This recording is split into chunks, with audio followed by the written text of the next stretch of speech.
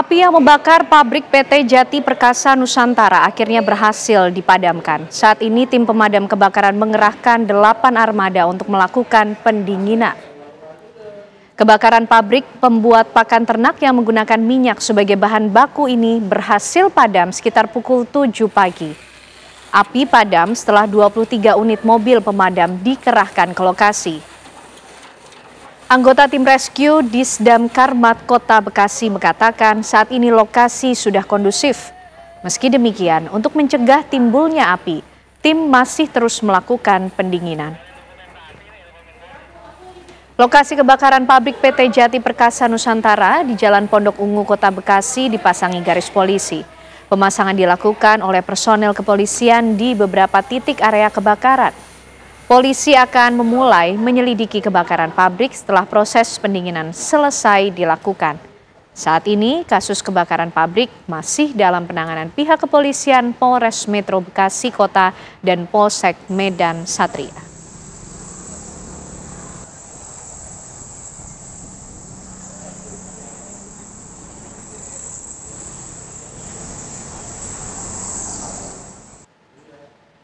Sebuah gedung sekolah dasar negeri di Kabupaten Halmahera Selatan, Maluku Utara ludes dilalap si jago merah.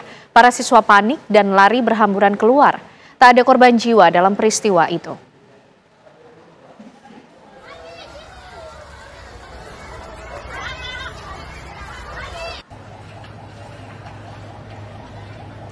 Kebakaran hebat menghanguskan gedung sekolah dasar negeri 115 di Desa Tomori, Kabupaten Halmahera Selatan. Sekitar pukul 9.30 waktu Indonesia Timur pagi tadi. Kobaran api dengan cepat membakar dan menghanguskan ruang semi permanen yang berada di ruang kelas 6.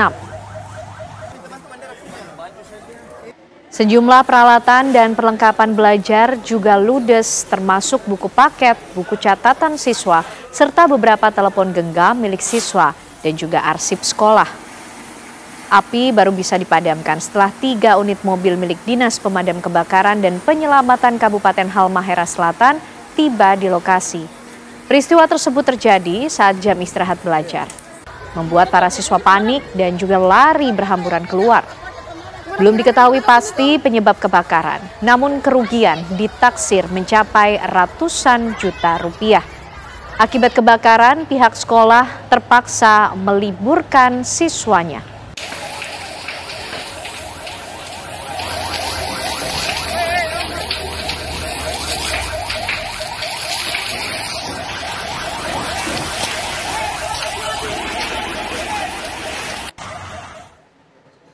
Diduga akibat korsleting listrik, sebuah gudang yang dijadikan tempat penyimpanan bahan bangunan di Jalan Kedoya Pesing, Kebonjeruk, Jakarta Barat ludes terbakar. Kebakaran di Jalan Kedoya Utara, asap tebal. Dari rekaman video milik warga, tampak kobaran api disertai kepulan asap hitam pekat muncul dari sebuah gudang yang dijadikan tempat penyimpanan bahan bangunan di Jalan Kedoya Pesing, Kebonjeruk, Jakarta Barat pada Sabtu sore. Banyaknya material yang terbuat dari plastik dan karet membuat api dengan cepat merambat serta sempat sulit dipadamkan. Petugas suku Dinas Pemadam Kebakaran Jakarta Barat yang tiba di lokasi berupaya melokalisir api agar tidak terjadi perambatan ke pemukiman warga. Belum diketahui pasti penyebab kebakaran ini. Namun diduga api berasal dari korsleting listrik dari dalam gudang. Api berhasil dipadamkan 1 jam kemudian setelah 12 unit mobil pemadam dikerahkan ke lokasi kebakaran.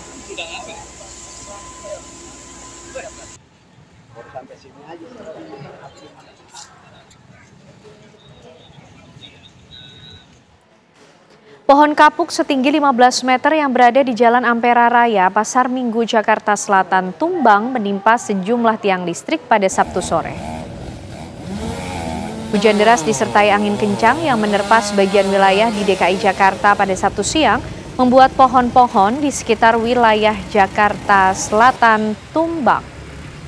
Salah satunya di Jalan Ampera Raya, Pasar Minggu, Jakarta Selatan.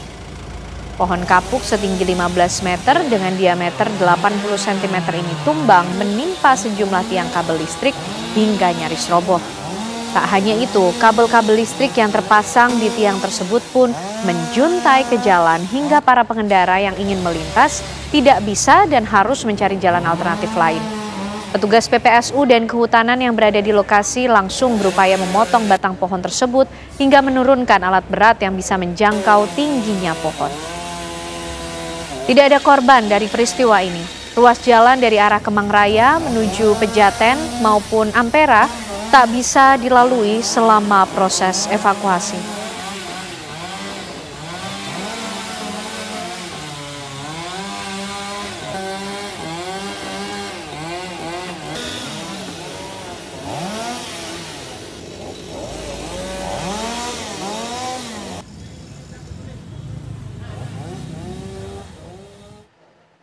Ratusan anggota Polres Pemalang menggelar sholat goib untuk mendoakan 3 kru TV One yang menjadi korban kecelakaan di Tol Pemalang Batang kilometer 315.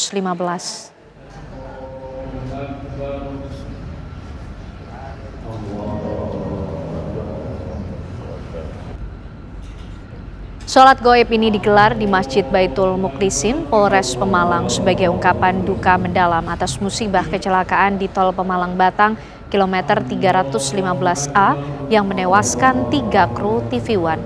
Ratusan anggota Polres Pemalang menghadiri sholat goib berjamaah ini mendoakan ketiga kru TV One yang meninggal dunia, Marwan, Alwan Syahmidi, dan Sunardi, untuk mendapat tempat terbaik di sisi Tuhan Yang Maha Esa.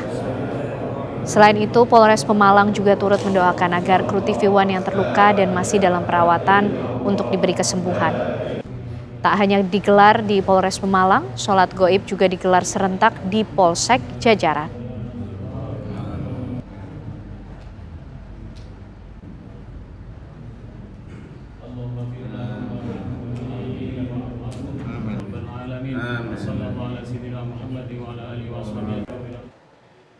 Rumah Sakit Islam Al-Ikhlas Pemalang, Jawa Tengah menyebut kondisi jurnalis TV One Felicia Melinda berangsur membaik. Pihak rumah sakit mengizinkan Felicia untuk berobat jalan setelah hasil CT scan menunjukkan tidak ada cedera serius yang dialaminya. Setelah menjalani perawatan intensif selama 2 hari di RSI Al-Ikhlas Pemalang, Jawa Tengah, kondisi rekan kami, Felicia Melinda, berangsur membaik.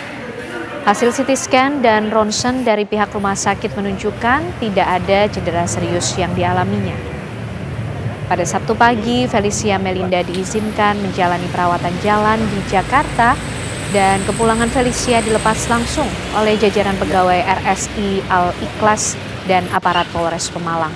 Meskipun sudah diizinkan pulang, pihak rumah sakit memberikan pesan agar Felicia rutin melakukan perawatan jalan di rumah sakit tujuan. Pihak rumah sakit juga turut menyampaikan duka yang sedalam-dalamnya atas meninggalnya 3 orang jurnalis TV One yang menjadi korban kecelakaan di Tol Pemalang kilometer 315 jalur A.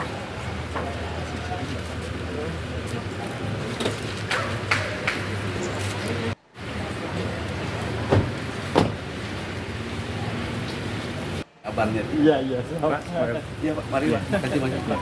Ibu, ya. Kru TV One yang menjadi korban kecelakaan di Tol Pemalang, Jawa Tengah, Gegi Yudhistira, dirujuk ke Rumah Sakit MMC Jakarta Selatan pada Sabtu dini hari. Saat ini Gegi tengah menjalani perawatan intensif akibat luka benturan di bagian kepala. Belum ada informasi terbaru yang diberikan oleh pihak dokter Rumah Sakit MMC terhadap kondisi Gegi yang terbaru. Gegi menjadi 1 dari 2 korban selamat dari kecelakaan yang dialami kru TV One di Tol Pemalang pada Kamis kemarin. Diketahui mobil tim liputan TV One ditabrak oleh truk ekspedisi Rosalia saat tengah menepi karena memperbaiki wiper. Sopir truk ekspedisi kini telah ditetapkan sebagai tersangka.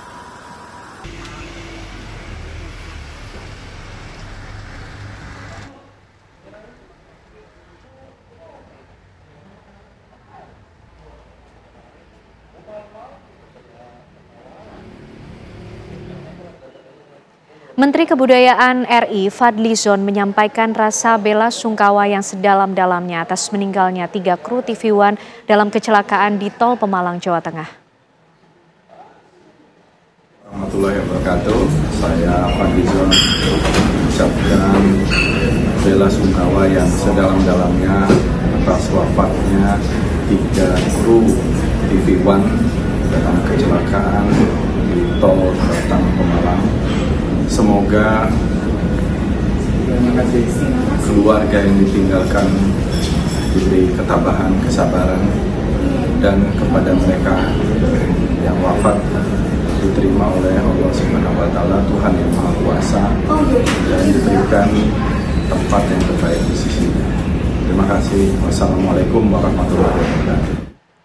Polisi kembali mengungkap judi online yang marak terjadi di Indonesia. Terbaru, 11 tersangka, 10 diantaranya merupakan oknum pegawai dari Kementerian Komunikasi dan Digital. Apa peran mereka dan bagaimana langkah yang akan dilakukan untuk bersih-bersih lingkungan di Kementerian Komunikasi dan Digital? Kami hadirkan perbincangannya untuk Anda usai jeda.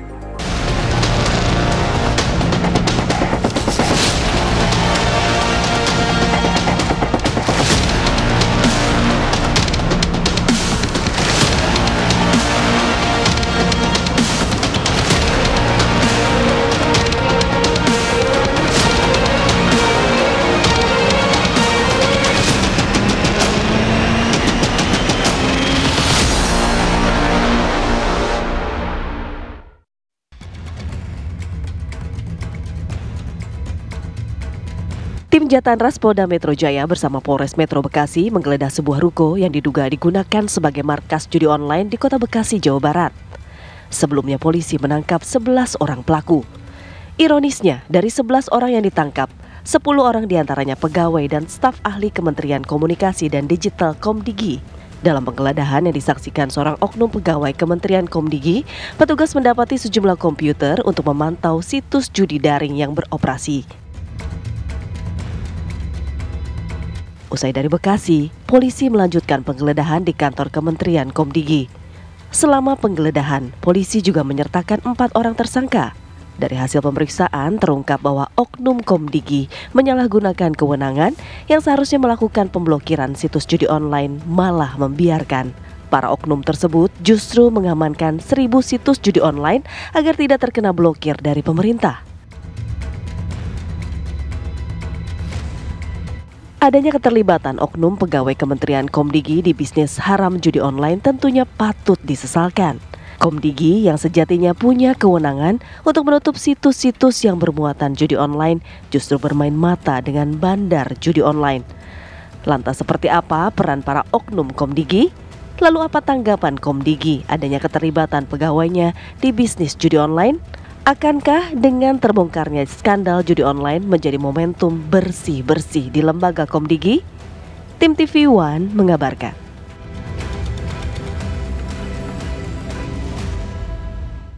Ya, sungguh disesalkan karena 10 oknum Komdigi ini justru ditetapkan sebagai tersangka dan terlibat dalam skandal judi online yang justru menjadi PR besar di negeri ini, pemirsa. Kita akan membahasnya bersama dengan narasumber yang sudah bergabung malam hari ini di Apa Kabar Indonesia Malam. Sudah bergabung ada Pak Prabu Revolusi, Dirjen Informasi dan Komunikasi Publik. Selamat malam Pak Prabu. Selamat malam. Baik, dan juga bergabung bersama kita ada Pak Cucun Ahmad Syamsurizal, Wakil Ketua DPR RI. Selamat malam Pak Cucun. Selamat malam Ken Ane, ya. Pak Prabu selamat malam. Ya, Pak Prabu. Selamat malam. Mungkin memberikan Pak Cucun. Ya, mungkin memberikan respon atas temuan terbaru yang diperoleh oleh pihak kepolisian. Sungguh disayangkan Pak Prabu, 10 tersangka ini justru berasal ataupun orang dalam dari Komdigi. Seperti apa ini? Ya, respon dari Mbak Ken tadi sama seperti respon kami semua, sangat disayangkan dan ini sebuah ironi. Ya, namun ini adalah satu momentum menurut kami yang layak sekali digunakan untuk meneruskan cita-cita Ibu Menteri untuk bersih-bersih ya terkait oknum-oknum di Komdigi yang dikatakan tadi itu melindungi judol ya. Perlu dipahami bahwa Komdigi dan juga KL yang lain termasuk juga kepolisian, OJK dan PPATK ini kan tergabung dalam satu satgas ya, Satgas Pemberantasan Judi Daring atau judi online begitu. Nah, sejak terbentuk di bulan Juni 2024 sebetulnya progres ya perang atau pemberantasan judul ini cukup signifikan ya. Kita bisa menekan potensi transaksi judul dari 900 triliun hingga 200 triliun sekarang ini. Nah, namun di ujung-ujung ini ada sedikit kendala yang kemudian kita juga mencurigai kenapa kok sulit gitu kan. Nah, hal inilah yang kita bahas di Satgas dan kemudian ketika Satgas menemukan bahwa ada tikusnya di dalam Kementerian Komunikasi dan Digital, ya kami terbuka lebar untuk dilakukan pemeriksaan lebih lanjut. Bahkan instruksi dari Ibu Menteri kepada kami ya, menerbitkan instruksi beberapa hari yang lalu bahwa semua insan di Komdigi tidak boleh menghalangi pemeriksaan yang dilakukan oleh APH. Ya, jika memang masih ada silahkan telusuri, silahkan buka, sampai pada akhirnya kita bisa menghilangkan benalu-benalu yang ada di dalam untuk melakukan perang terhadap judi online. Pak Prabu, ini kita bisa bilang oknum yang ada di Komdigi ini bermain mata ya dengan bandar judi online. Memang apa sih Pak yang mereka dapatkan? Oh, kalau apa yang mereka dapatkan saya tidak tahu ya, itu ranahnya dari kepolisian. Saya tidak bisa jawab di sini. Mungkin bisa Mbak tanyakan kepada pihak yang berwajib, dalam hal ini adalah kepolisian. Saya sedikit koreksi sedikit ya, bahwa yang tadi ditangkap itu bukan staf ahli ya, tetapi tim analis di Komdigi yang memang tugasnya adalah menganalisa konten-konten ataupun juga situs-situs yang terlarang, termasuk diantaranya adalah judi online begitu. Nah, jadi kalau misalnya Mbak tanyakan apa yang mereka dapatkan, saya juga tidak tahu dan saya tentu bingung ya kenapa kok sampai mau melakukan tindakan sehina itu begitu. Kita sama-sama ketahui Presiden Prabowo dari sejak awal menegaskan bahwa kita perang terhadap judul. Kenapa? Karena untuk melindungi rakyat ya, yang kita sama-sama tahu algoritmanya merugikan masyarakat. Tidak mungkinlah kaya dari judul itu. Jadi kami sangat serius Mbak terkait perang terhadap judul ini.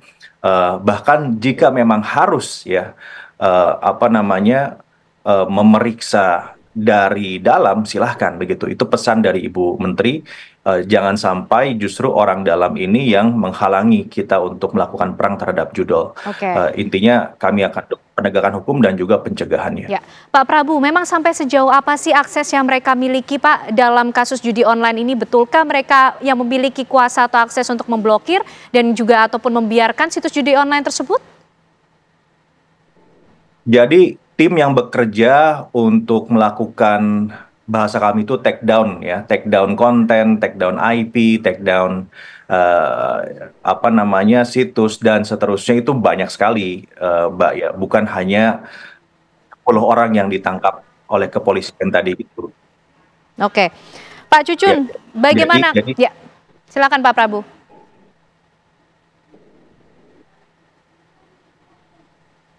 Ya, jadi banyak sekali begitu Mbak. Tim tersebut adalah oknum saya sebut ya, dan bagian kecil dari tim besar. Jadi kalau bisa melihat, ya saya tahu ya,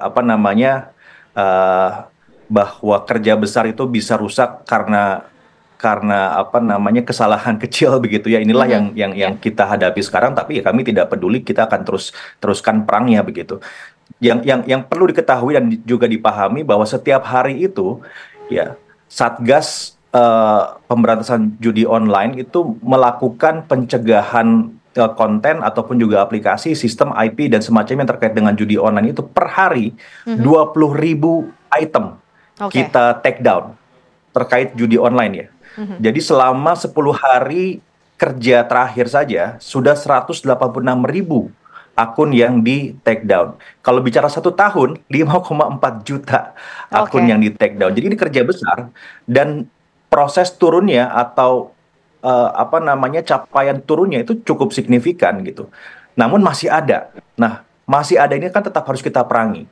Ya, bahwa ternyata kemudian ada di dalam, ya kami mau apa lagi ya? Kita justru terbuka, silahkan. Kami nggak mau bela, ya silahkan untuk APH melakukan tugasnya dan melakukan penangkapan dan pembersihan. Karena dari kami sendiri, kami ingin bersih begitu dalam melakukan tugas dari negara ini. Ya, Pak Cucun, ini capaiannya mungkin sudah cukup besar dalam memberantas judi online. Meskipun ironisnya, oknum ini juga membiarkan catatannya sekitar 1.000 situs judi online yang kemudian masih bisa beroperasi. Nah, bagaimana DPR juga sebagai lembaga pengawas untuk melihat hal ini? Oke, Ken, saya masih ingat setahun ke belakang, diskusi ini ketika masih Hiruk Pikuk waktu itu kampanye Pilpres. Saya bicara, negara ini serius nggak memberantas judi online? Saya lihat dari menteri ke menteri, kemudian sekarang menteri lagi, semua bicaranya sama seperti apa yang disampaikan Pak Prabowo, bahwa akan bersih-bersih. Sedangkan jantungnya, saya masih di Komisi 3 loh sampai sekarang. Kami ini tahu dari awal, kalau punya will negara ini, contoh aja, saya waktu itu menyampaikan satu kondisi di satu negara. Ketika mempunyai keinginan memblokir satu aplikasi, toh bisa, kenapa negara kita ini nggak bisa? Apalagi kalau sekarang masih dioperate oleh secara manual, ada manpowernya, ada orang yang operate, pasti akan terjadi moral hazard. Saya masih ingat tahun ke belakang, kalau negara ini serius mau memberantas judi online, bisa dilakukan. Bayangkan, saya setiap tahun coba mensupport bagaimana kementerian lembaga termasuk APH untuk mereka mempunyai empowering dalam teknologi digital, bisa mengantisipasi dan melakukan penegakan hukum. Mereka punya alat aplikasi, alat detektor.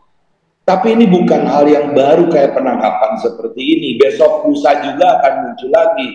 Bisa dikatakan itu oknum kah? Makanya saya catat keseriusan tadi dari Pak Prabowo, dan kita juga akan lakukan evaluasi. Terus terang saja, kalau punya keinginan setiap stakeholder berpikir tentang negara ini, jangan tadi mengkomparasikan bahwa sudah penurunan dulu 900 triliun, sekarang 200 triliun. Ini bukan indikator bahwa itu keberhasilan dalam pemberantasan judi online. Karena kalau kita lihat lalu lintas uang ini bukan masalah lintas uangnya, tapi korban. Dampak negatif daripada judi online ini sangat-sangat dahsyat. Kemarin saya nulis, kemudian sebenarnya beberapa kali saya ditanya oleh teman-teman di media di Senayan.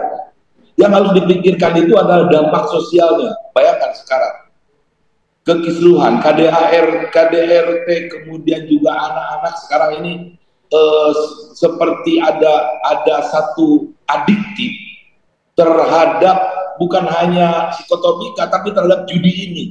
Sehingga bayangkan saja apa dampak sosial ini yang begitu besar. Makanya saya waktu itu masih ingat, di TV One juga saya masih ingat.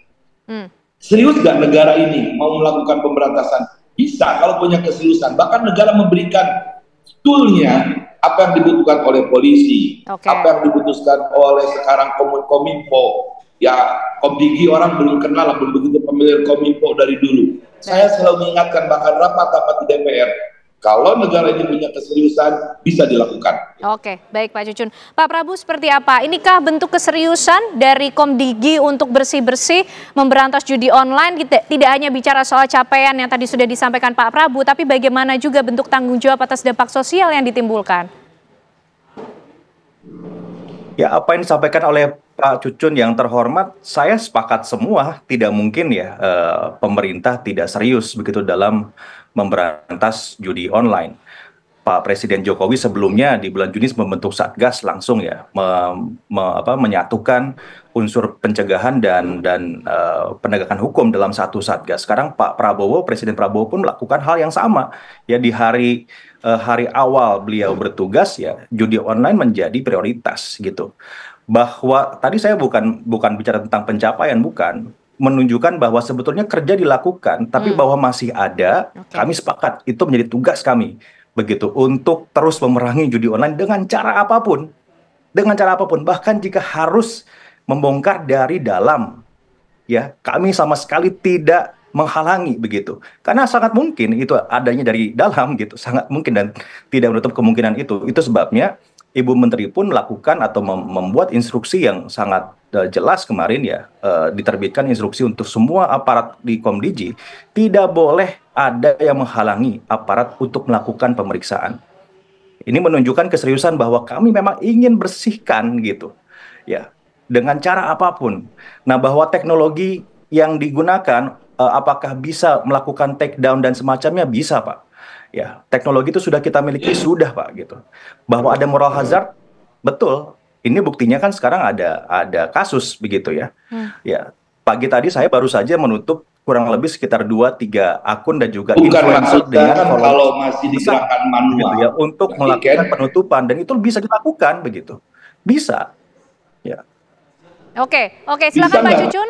Ken? Baik Pak Prabu, ditahan. Silakan Pak Cucun.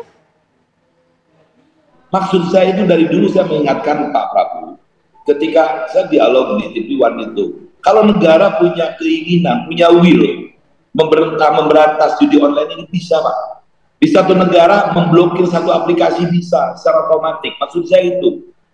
Apalagi sekarang Bapak tadi bilang, yang melakukan analis ini stafnya juga dia bukan terikat dengan ASN atau segala macam. Ini yang kadang-kadang dijadikan alasan, apalagi posisi-posisi yang penting. Memegang nasib bangsa ini, Pak. Ratusan triliun uang kita ini dibakar hangus.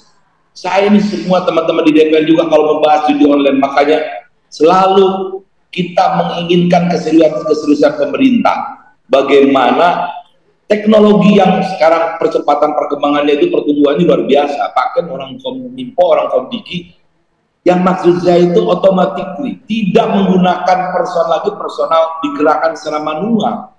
Mampu ketika misalkan situs ini dengan kode apa, itu sudah otomatis akan terblokir. Makanya kalau digerakkan manual, apalagi digerakkan seorang staf, ini seorang staf ini yang tadi menghancurkan jutaan anak bangsa, yang berdampak sosial begitu besar. Saya sekali lagi, negara ini serius nggak untuk berantas judi online gitu, Pak Prabu? Itu kan? Silakan Pak Prabu. Ya, jadi saya sekali lagi saya sangat sepakat dengan Pak Cucun tentang keseriusan bahwa negara harus ya berkomitmen penuh untuk memberantas judi online. Sepakat 100%, 1000% Pak Cucun sepakat. Jadi sangat tidak mungkin kami tidak sepakat begitu ya. Lalu teknologinya, apakah kita sudah menggunakan teknologi automatic filtering ya terhadap keywords ataupun juga domain-domain yang terafiliasi dengan judi online? Sudah. Untuk gambaran saja, per hari itu 20.000 Pak item yang harus di take down. Baik itu konten ataupun IP hingga ke domain bahkan. Itu bisa di take down 20.000. Jadi tidak mungkin hanya menggunakan manusia. Manusia itu modusnya bukan menghalangi take down-nya, Pak. Tapi ketika ada ya laporan untuk di take down, lalu kemudian operator ini memberikan informasikan kepada si bandar bahwa akan di take down sehingga mereka membuat domain baru di luar laporan atau database yang sudah kita punya. Oleh karena itu, kalau mekanisme yang efektif seperti apa sebetulnya juga jika dibuka seluas-luasnya partisipasi publik dalam melaporkan akun-akun konten terafiliasi dengan judul, begitu muncul domain baru di take down lagi, muncul domain baru di take down lagi. Nah, ini akan lebih efektif. Ya, tapi tetap tidak boleh ada yang bocor informasinya dari dalam, siapa saja atau apa saja yang akan kita cegah atau kita turunkan. Jadi kalau teknologinya Pak, kita bisa melakukan itu semua Pak. Tinggal orang-orangnya harus bersih. Ya, kalau orang-orangnya bersih pasti bisa beres. Oke, itu tadi semangat dan juga komitmen yang kembali kita dengar dari Pak Prabu Revolusi. Terima kasih Pak Prabu malam hari ini sudah bergabung di Apa Kabar Indonesia Malam, Dirjen Informasi dan Komunikasi Publik. Tapi Pak Cucun masih bersama kami. Nanti kita masih akan membahas lebih lengkap lagi Pak Cucun bersama dengan narasumber lain yang juga akan bergabung bersama kita malam hari ini di Apa Kabar Indonesia Malam untuk membahas bagaimana kemudian langkah untuk memberantas atau bersih-bersih terhadap skandal judi online ini pemirsa. Sesaat lagi kami kembali. Ya, ironi memang ketika kita harus mengetahui bahwa orang dalam yang terlibat dalam gurita judi online. Kita akan kembali membahasnya malam hari ini pemirsa bersama dengan narasumber yang sudah bergabung bersama kita. Tadi sudah bergabung Pak Cucun dan juga bergabung pula kali ini ada Pak Amin Sunaryadi, Komisioner KPK tahun 2003 hingga 2007. Selamat malam Pak Amin Sunaryadi. Selamat malam Mbak Ken. Ya. Pak Amin, kalau kita melihat apa yang ditemukan oleh pihak kepolisian, oknum Kementerian Komdigi ini justru terlibat dalam gurita judi online. Inikah bentuk korupsi atau suap dalam birokrasi di negeri ini, Pak? Betul. Jadi secara prinsip begini, apapun kebijakan pemerintah, apapun kebijakan presiden, itu pelakunya akan berpikir bagaimana cara mematahkannya. Mematahkannya ya disuap. Siapa yang harus menjaga internet sistemnya yang dipakai judi online, Kominfo, Komdigi, orang-orang disitulah yang disuap. Oke, nah lalu Pak, suap-suap semacam ini tentunya ini kan menjadi bahaya laten ya, bisa kemudian terulang saja ketika tidak ada pengawasan ataupun keseriusan yang maksimal seperti tadi yang disampaikan oleh Pak Cucun sebelumnya. Betul, jadi kebetulan kalau kita bicara suap, menurut Undang-Undang Tindak Pidana Korupsi, suap seperti ini adalah tindak pidana korupsi. Jadi kalau di dunia internasional, korupsi yang sebenarnya adalah suap-suap seperti ini. Nah, kalau ingin kebijakan pemerintah, semua kebijakan pemerintah bisa berjalan dengan baik, maka suap-suap seperti ini yang harus diberantas. Kalau dari asesmen risiko, itu melihatnya begini, kalau misalnya saya pelaku judi online, bandar judi online, saya akan melihat kebijakan presiden untuk memerangi judi online ini membahayakan saya. Karena itu saya cari dulu yang menjaga siapa. Oh, teman-teman dari Kementerian Komdigi, itu yang saya suap. Nah, kalau kebetulan ketangkap seperti ini, saya akan berpikir lagi, yang nangkep siapa? Oh, penyidik dari mana? Kepolisian. Maka saya akan cari jalan untuk menyuap para penyidik dari kepolisian. Seandainya kepolisian orangnya oke semua, nggak bisa disuap, saya akan tunggu. Nanti setelah perkara ini dilimpahkan ke penuntut umum, saya akan suap penuntut umumnya. Kemudian kalau penuntut umum ini semuanya sudah bersih, terus masuk ke proses pengadilan, saya akan berpikir lagi, kalau gitu saya suap hakim-hakimnya. Nah, kalau di pengadilan ternyata hakim-hakimnya bersih, saya akan tunggu lagi, saya suap di Mahkamah Agung. Kalau Mahkamah Agung sudah bersih, saya tunggu lagi di lapas. Saya suap petugas lapas supaya walaupun saya dipenjarakan di dalam lapas, saya tetap bisa mengendalikan operasi judi online yang dilakukan oleh tim saya di luar. Artinya begini, kalau ingin mengamankan kebijakan pemerintah seperti memberantas judi online, maka jangan lupa suap itu harus dibabat habis supaya tidak menimbulkan kesempatan-kesempatan judi online yang berikutnya. Pak Cucun, bisnis judi online ini kemudian nampaknya menjadi sulit sekali diberantas karena kalau tadi dari penjelasan Pak Amin prosesnya panjang, melibatkan banyak pihak, selalu ada celah untuk para bandar judi online ini juga untuk melakukan suap. PR-nya bagaimana mengamankan kebijakan dari pemerintah ini, lalu pengawasan semacam apa lagi yang harus dilakukan? Ini menarik ya. Saya teringat ketika dulu kita mau membongkar 303 itu di Komisi 3, banyak pihak-pihak yang sebetulnya ternyata kita melihat ini sudah menggurita. Apalagi berbicara sekarang pada malam ini tentang Perda. Apalagi barusan dibongkar oleh Pak Amin seperti itu. Makanya keseriusan yang kita harapkan itu, terutama mitra saya sendiri dari kepolisian, saya selalu mengingatkan, ayo Pak, melihat korban semacam ini, dampak daripada judi online itu semacam ini, bayangkan. Bukan hanya sekarang terkait moral, tapi bagaimana uang negara ini hangus dibakar ratusan triliun. Padahal itu kalau dipakai untuk pertumbuhan ekonomi, bisa berdampak kepada bagaimana masyarakat kita ini tumbuh kembang. Tetapi sekarang uangnya malah dipakai judi semuanya. Sehingga ini problem besar. Negara itu harus betul-betul serius menghadapi ini. Ketika tadi bicara Pak Amin, bahwa ini akan terjadi suap dari mulai sekarang orang Kominfo-nya, ordalnya bisa disuap. Kalau ketangkap penyidiknya terus akan berantai. Nah, ini teguran dan sistem yang harus dibikin, terutama kami juga di DPR, pengawasannya harus betul-betul. Teman-teman Komisi 1 kemarin sudah bicara bahwa ini harus benar-benar kalau memang harus ada sistem yang tidak digerakkan oleh manusia. Sistem itu mesin yang menjalankannya. Nah, ini yang diinginkan supaya tadi orang hajatnya bisa dikurangi. Yang masa mesin mau disuap. Ya. Kecuali orang yang menggerakkan membuat sistem itu masih membuka celah-celah, ada orang bisa masih membuka situs kembali. Nah itu makanya negara ini kalau serius, ayo semuanya. Kita mengajak bagaimana caranya judi online, toh negara-negara lain tidak ada yang seperti kejadian di kita ini. Oke. Dan satu lagi, ya, ini selain tadi yang disampaikan Pak Amin, bagaimana pola komunikasi, sosialisasi, bahkan dari sisi agama juga, peran semua elemen bangsa ini harus mengingatkan bagaimana bahayanya judi ini. Itu mungkin ya. Oke, artinya perlu pemanfaatan teknologi yang maksimal ketika manpower ternyata juga masih bisa disusupi oleh suap-suap yang tidak kalah pintar nih, di mana bandar-bandar judi online bermain di dalamnya. Tapi Pak Amin, Pak Cucun ditahan dulu karena kami juga akan mengajak Anda pemirsa untuk melihat bagaimana kira-kira suara masyarakat ataupun pendapat mereka mengenai adanya orang dalam di Kementerian Komdigi yang justru ikut ambil bagian dalam bisnis judi online. Bersama dengan rekan kami, Kezia Malika. Kezia, silakan.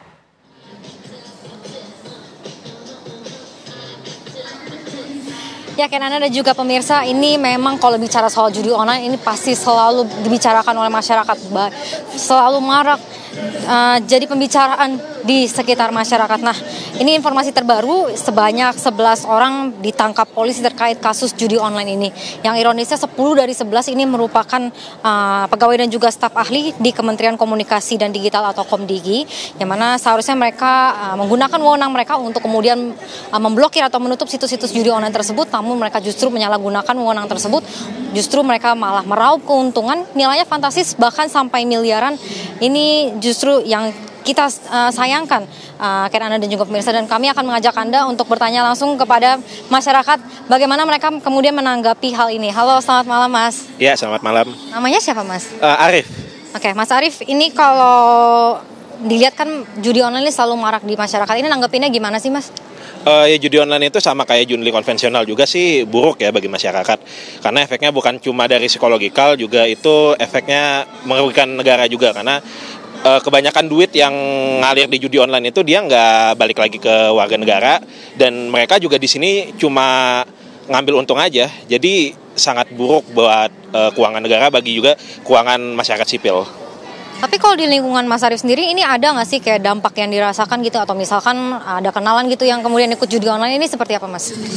Kalau kenalan sih mungkin ada ya, dia jadi gara-gara judi online itu dia pernah minjem duit, dia pernah juga kredit, atau dia juga ya keganggu lah secara finansial itu, pinjol juga. Ya, jadi dampaknya itu bukan hanya dia sendiri, tapi dia itu berdampakkan orang lain juga, karena kan pinjol itu kan bukan hanya atas sama dia doang kan, jadi bisa juga menyangkut nama ibunya atau juga nanti ke keluarganya. Nah, jadi ya itu sangat buruk sih buat masyarakat. Nah Mas, ini kalau melihat keterlibatan dari staf dan juga pegawai dari Komdigi, ini menanggapinya bagaimana sih? Sangat kecewa sih, karena saya pikir Komdigi itu kan salah satu tembok untuk menangkal kita dari judi online kan, dari judi online mau dari dalam negeri maupun luar negeri. Karena mereka itu terlibat di sini, jadi saya jadi nggak percaya gitu. Siapa yang mau saya percaya? Jika Komdigi aja ada andil di judi online ini, ya bagaimana dengan instansi yang lainnya? Berarti harapannya ini seperti apa Mas? Singkat aja Mas, harapannya. Ya, harapannya bisa diperkurangi sih, bisa lebih tegas lagi Komdigi dan juga kerjasama dengan kepolisian atau mungkin tentara dalam mengatasi judi online ini. Oke, baik Mas Arif, terima kasih banyak atas perbincangan kita nih, sudah mau berbagi bersama TV One mengenai judi online ini. Selamat melanjutkan aktivitas ya Mas ya. Sama-sama. Oke, nah Kenana dan juga pemirsa, yang itu tadi perbincangan saya bersama dengan salah satu masyarakat mengenai keterlibatan dari Komdigi dalam situs judi online. Kembali ke studio. Baik, terima kasih Kezia Malika tadi sudah meng-capture atau melihat bagaimana kira-kira tanggapan komentar masyarakat mengenai gurita judi online yang ini justru juga masih menjadi PR besar. Pak Amin, ini ironi ya ketika kita tanya masyarakat sudah trust issue nih Pak kepada manpower yang justru diharapkan bisa memberantas, ini malah terlibat dalam bisnis judi online. Lalu seperti apa lagi yang langkah yang bisa dilakukan kalau sudah trust issue begini? Kan tadi saya sudah sampaikan ya, yang bisa nembus ke Komdigi kan suap nih. Jadi harus dilakukan siklus penanganan suap. Artinya begini, siapapun yang terlibat suap itu harus diberi sanksi keras dan prosesnya cepat. kalau saya melihat kasus ini, ya sudah 11 orang ini harus secepatnya dipecat supaya publik tahu bahwa oh yang melakukan kesalahan seperti ini dipecat gitu. Nah, sistem pemecatannya ini yang kalau saya lihat ya kurang cepat. Jadinya publik agak ragu-ragu. Ini sudah melakukan kesalahan begini, masa nanti dipecatnya nunggu proses hukumnya inkrah. Harusnya di dalam sistem Kementerian Komdigi itu ada sistem tersendiri di luar sistem pidana yang memungkinkan menteri memecat 11 orang itu secara cepat gitu. Oke. Nah, itu kalau dijalankan publik akan melihat bahwa if this then this gitu. Jadi cepat. Oke, butuh kecepatan dan ketegasan untuk menindak oknum-oknum yang terlibat. Nah, bergabung juga malam hari ini bersama kita ada Pak Ruby Alamsyah, pakar teknologi informasi Universitas Indonesia. Selamat malam, Pak Ruby. Selamat malam. Ya. Ya, Pak Ruby, kira-kira kalau melihat adanya orang dalam di Kementerian Komdigi yang terlibat di bisnis ataupun gurita judi online, memang apa sih Pak pemicunya sehingga membuat mereka tergiur, tertarik menerima suap dan membiarkan situs judi online ini bisa terus bekerja? Ya, yang pertama pastinya karena bisnis judi online itu luar biasa besar ya transaksionalnya. Kedua, mereka memiliki kewenangan untuk memblokir situs-situs judi online yang dilaporkan oleh masyarakat ataupun yang didapati dengan menggunakan cara cyber patrol. Nah, karena mereka punya kewenangan tidak diikuti dengan pengawasan yang baik, akhirnya mereka tergiur lah. Di mana misalnya mereka disuruh memblokir 5.000 situs perharinya, tetapi bayangin mereka bisa menyisikan beberapa situs ataupun beberapa puluh persen situs tersebut untuk tidak diblokir dengan kerjasama dari para bandar judi online tersebut. Akhirnya saling menguntungkan. Situs itu tidak diblokir, si oknum Komdiginya mendapatkan uang. Nah, karena celah tidak adanya pengawasan yang optimal tersebutlah, akhirnya mereka tergiur untuk melakukan hal ini. Oke, tidak hanya ada kesempatan, tapi juga apakah kurangnya tunjangan ataupun support kepada mereka-mereka ini, Pak Ruby, yang harusnya memblokir, justru membiarkan ini juga ternyata menjadi challenge, menjadi celah para bandar bisnis judi online ini memberikan suap kepada mereka, tapi dijawabnya nanti ya Pak Ruby ya. Usai jeda kami masih akan kembali untuk Anda pemirsa. Baik, kembali kita akan membahas mengenai gurita judi online yang baru-baru ini kembali menarik perhatian setelah oknum Komdigi ini ternyata terlibat di dalamnya. Pak Ruby, ini oknum-oknum yang ditangkap, ditetapkan sebagai tersangka, ini sebelumnya kan juga ditempatkan di posisi tersebut untuk bisa membuka akses ataupun memblokir situs judi online karena memiliki keahlian juga. Tapi ternyata mereka masih bisa mengelabui sistem yang ada. Bagaimana sebenarnya mereka bekerja ini, Pak Ruby? Iya, mereka kan kerjanya mendapatkan data dulu, data situs-situs yang perlu diblokir karena melanggar undang-undang di Indonesia. Lalu dari data tersebut mereka masukkan ke sistem untuk dapat dilakukan pemblokiran. Karena pemblokiran ini sifatnya bukan hanya dilakukan oleh Kominfo, tapi bekerja sama dengan para ISP dan NAP di Indonesia. Jadi mereka memblast informasi tersebut, data-data tersebut dikirimlah ke pihak ISP dan NAP.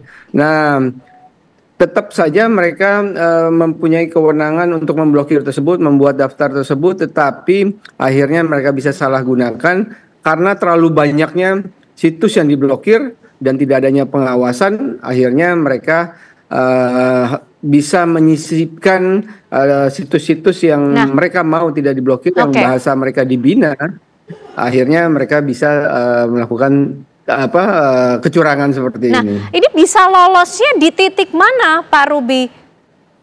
Teknisnya seperti apa? Ya, itu tadi terkesan ataupun sepertinya kemungkinan besar tidak adanya pengawasan. Jadi mereka hanya diberikan kewenangan, diberikan sistem, lalu melakukan pemblokiran, tapi tidak ada yang mengawasi apakah mereka sudah memang benar memblokir situs-situs yang udah dalam daftar tugas mereka. Nah, karena tidak ada yang mengawas, akhirnya mereka lama-lama paham bahwa ini tidak ada yang mengawasi dan mempunyai celah untuk mereka bekerja sama dengan bandar judi online. Akhirnya mereka tergiur lah, ataupun mereka juga bisa saja melakukan dihubungi ataupun melakukan komunikasi para bandar judi online tersebut untuk bekerja sama seperti hal ini. Oke, Pak Cucun, kalau dari penjelasan Pak Ruby tadi secara teknis mekanisme bagaimana oknum-oknum ini bekerja dan ternyata masih bisa lolos juga karena tidak ada pengawasan internal, masih ada celah ternyata Pak Cucun. Lalu bagaimana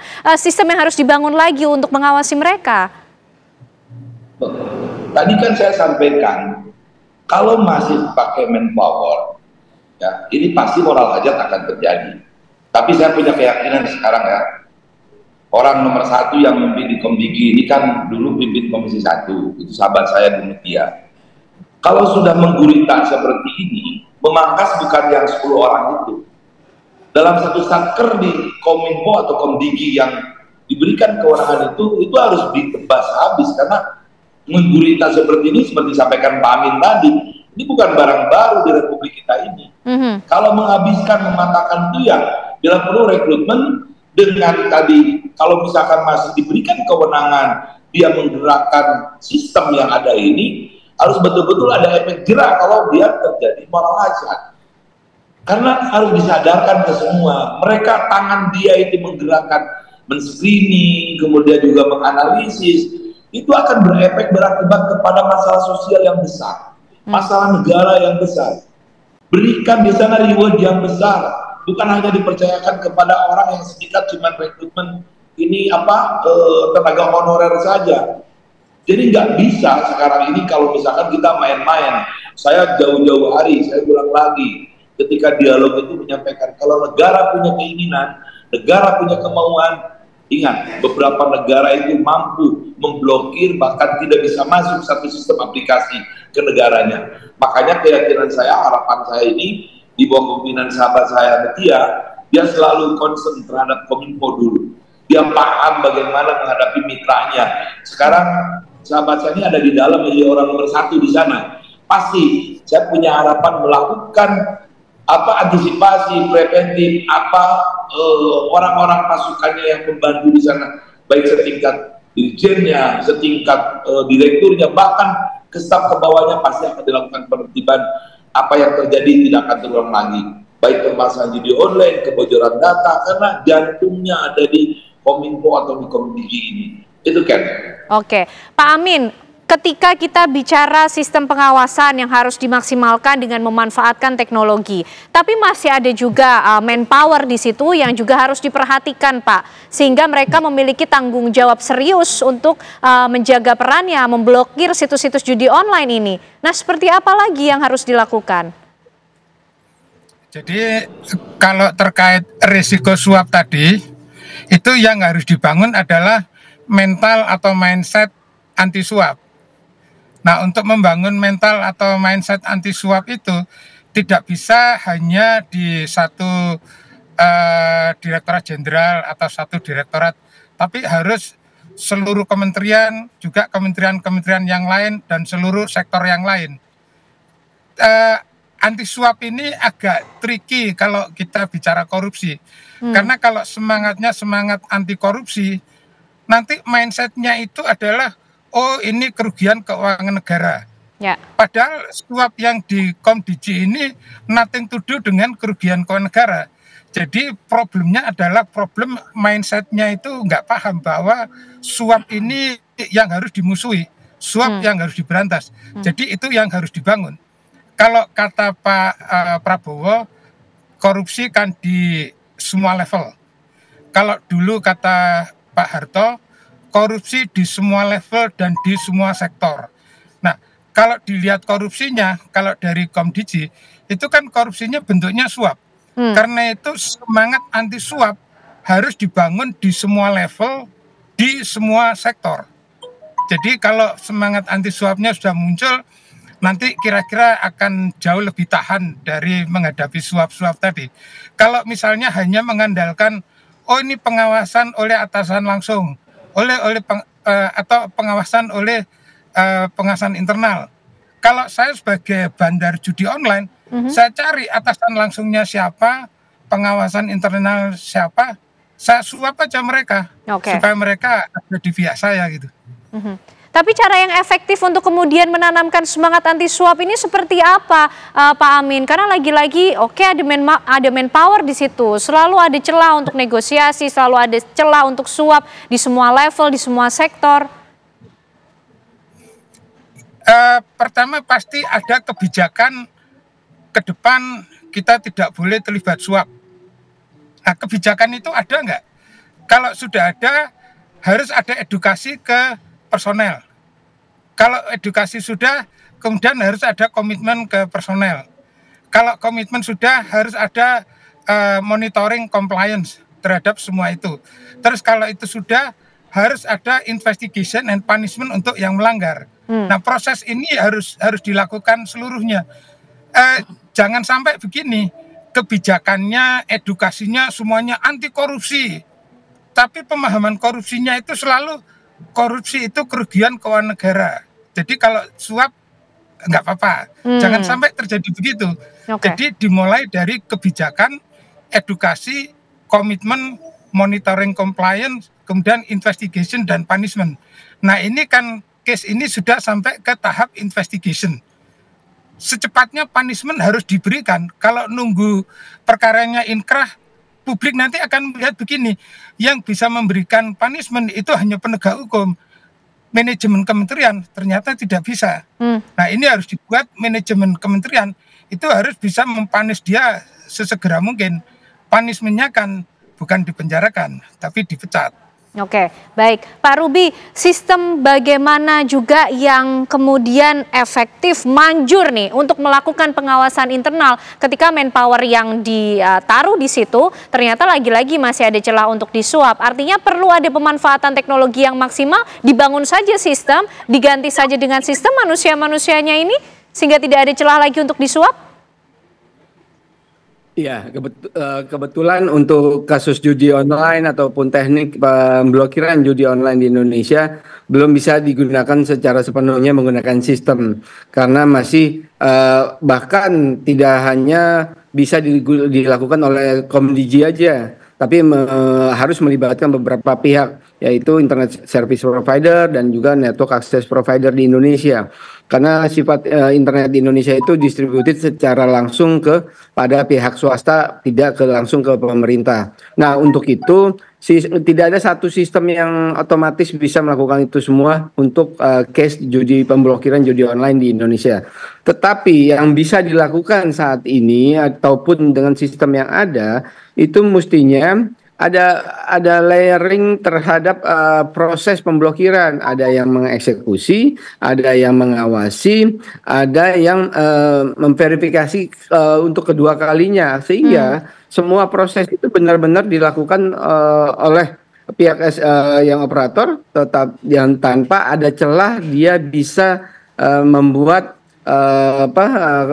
celah-celah untuk adanya suap seperti ini. Nah, celah ini ada kan dikarenakan salah satunya tidak adanya pengawasan ternyata. Nah, pengawasan ini mestinya benar-benar bisa diterapkan. Untuk sistem yang ada saat ini menurut saya dengan case yang seperti ini cukup dengan pengawasan yang optimal kepada sistem pemblokiran tadi, kepada sistem wewenang tadi. Hari ini atau kemarin kan kita dengar Ibu Menteri sudah juga menyampaikan atau membuat instruksi Menkominfo nomor 2 tahun 2024, di mana pelarangan itu baru mulai muncul apa saja yang nggak boleh dilakukan oleh pegawai-pegawai di Kominfo. Nah, itu sudah sangat jelas. Nah, tinggal enforcementnya, lalu pembinaan ataupun pengawasannya itu yang jauh lebih penting untuk bisa diterapkan, begitu Mbak. Oke, baik, kita tentunya masih menunggu komitmen dari berbagai pihak yang terlibat. Ini tidak hanya manpower, tapi juga pemaksimalan teknologi dan sistem pengawasan yang lebih ketat lagi untuk sama-sama memberantas judi online ini. Terima kasih Pak Ruby Alamsyah, Pak Amin, Pak Cucun, malam hari ini sudah bergabung bersama kami di Apa Kabar Indonesia Malam. Sehat selalu semuanya. Selamat malam Bapak-Bapak. Selamat malam. Terima kasih. Ya, pemirsa Apa Kabar Indonesia Malam tentu masih akan menemani Anda dengan sejumlah informasi penting lainnya. Sesaat lagi. Presiden Prabowo Subianto bernyanyi dan berjoget di hadapan ribuan anggota Gerakan Solidaritas Nasional di Indonesia Arena Kompleks Gelora Bung Karno, Jakarta Pusat.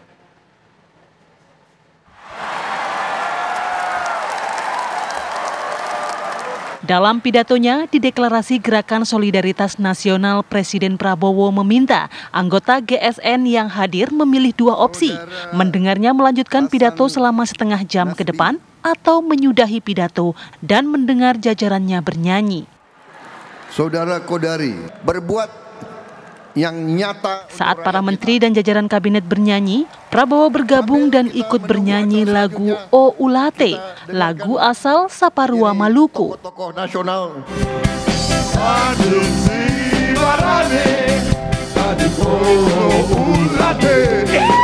Pergi ke kota ke rumah guru, asik. Beli sawo ke Kemayoran, asik. Kita sambut presiden baru, Pak Prabowo dan Pak Gibran.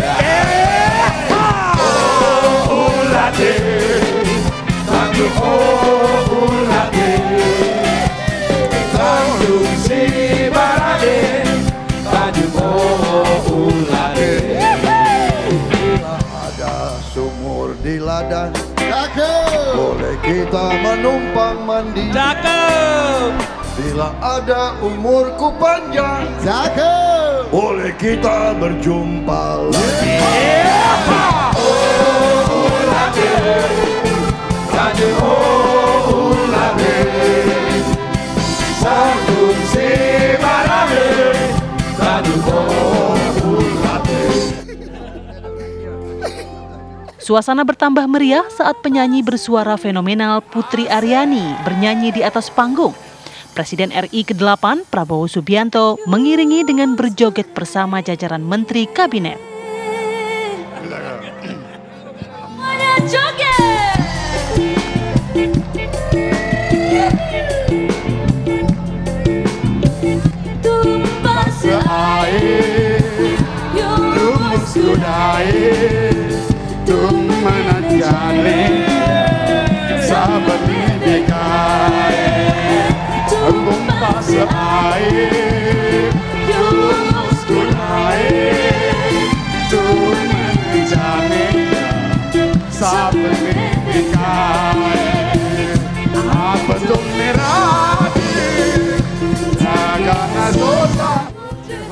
Dari Jakarta, tim TV One mengabarkan.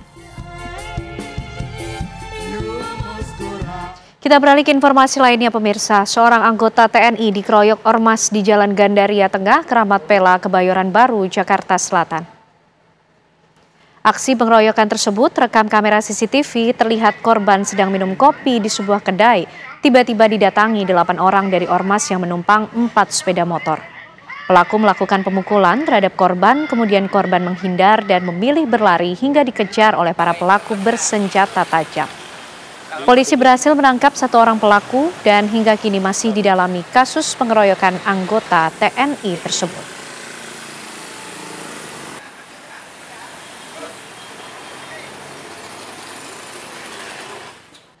Sejumlah anggota polisi diperiksa Bid Propam Polda Lampung terkait penemuan mayat di pinggir jalan tol Ruas Bakauheni Terbanggi Besar kilometer 03 Kabupaten Lampung Selatan, Lampung. Kasus penemuan mayat bernama Manda Purnomo tersebut diduga dibunuh dan adanya keterlibatan oknum anggota kepolisian. Pihak kepolisian Polda Lampung telah memintai keterangan terhadap sejumlah anggota polisi yang diduga terlibat dalam pembunuhan tersebut. Selain memintai keterangan, tim gabungan penyidik Polres Lampung Selatan dan Polda Lampung juga telah melakukan otopsi terhadap jasad korban untuk mengetahui penyebab tewasnya korban.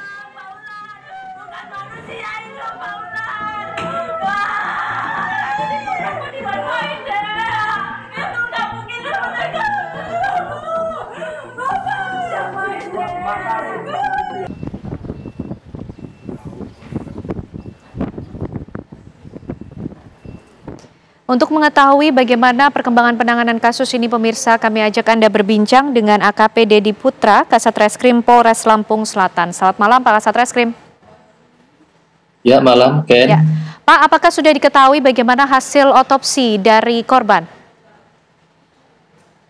Baik, jadi setelah ditemukannya sesosok mayat di area Bakahuni, dekat dengan pelabuhan Bakahuni, Lampung Selatan, hari Selasa sudah dilakukan proses autopsi di rumah sakit. Nah, selanjutnya setelah dilakukan autopsi tersebut, ada sampel-sampel yang harus dikirim di laboratorium forensik, termasuk di rumah sakit, untuk dilakukan pemeriksaan secara patologi dan toksikologi. Nah, untuk hasilnya kami masih berkoordinasi atau masih menunggu. Jadi belum ada hasil untuk pemeriksaan. Oke, Pak, lalu bagaimana dengan dugaan keterlibatan oknum anggota kepolisian dalam kasus pembunuhan ini? Nah, terkait dengan dugaan keterlibatan, saat ini tim kami dari Polres maupun Polda masih dalam rangka interogasi dengan terhadap mungkin adanya anggota-anggota yang diduga terlibat dengan kejadian ini. Tapi ini masih dalam tahap klarifikasi, interogasi. Untuk hasilnya belum ada. Termasuk apakah juga sudah diketahui bagaimana hubungan antara oknum-oknum mungkin yang sejauh ini masih dalam proses interogasi atau dimintai keterangan dengan korban ini, Pak? Nah, sesuai dengan keterangan dari istri, jadi kemarin sudah dilakukan interogasi terhadap istri yang menyampaikan kalau mungkin ada hubungannya dengan korban. Nah, ini saat ini kami masih proses melakukan interogasi terhadap anggota-anggota yang diduga ada hubungannya dengan korban tersebut. Nanti hasil pemeriksaannya ini masih dalam proses interogasi. Oke, tapi hubungannya ini seperti apa, Pak, yang kemudian sudah didapatkan dari keterangan sejumlah saksi yang sudah diperiksa oleh pihak kepolisian? Nah, dari saksi-saksi baik dari keluarga, istri korban termasuk keluarga dekat korban, ini kan menyampaikan bahwa korban ini pernah kerja dengan kepolisian, diduga pernah kerja dengan pihak kepolisian. Nah, ini materi ini yang jadi pertanyaan-pertanyaan kami dengan anggota-anggota ini, apakah hubungan korban dengan mereka, terus terkait dengan apa, kedekatan atau hubungan apa, mungkin apakah ada hubungan pekerjaan atau apa, ini masih dalam proses interogasi. Baik, kita akan tunggu bagaimana perkembangan terbaru dari penanganan kasus ini, Pak. Terima kasih AKP Dedi Putra, Kasat Reskrim Polres Lampung Selatan, malam hari ini sudah bergabung bersama kami di Apa Kabar Indonesia Malam. Ya pemirsa, informasi tadi sekaligus mengakhiri kebersamaan kita di Apa Kabar Indonesia Malam. Saya Ken Ana dan teman-teman yang bertugas pamit undur diri. Terima kasih, selamat malam, sampai jumpa.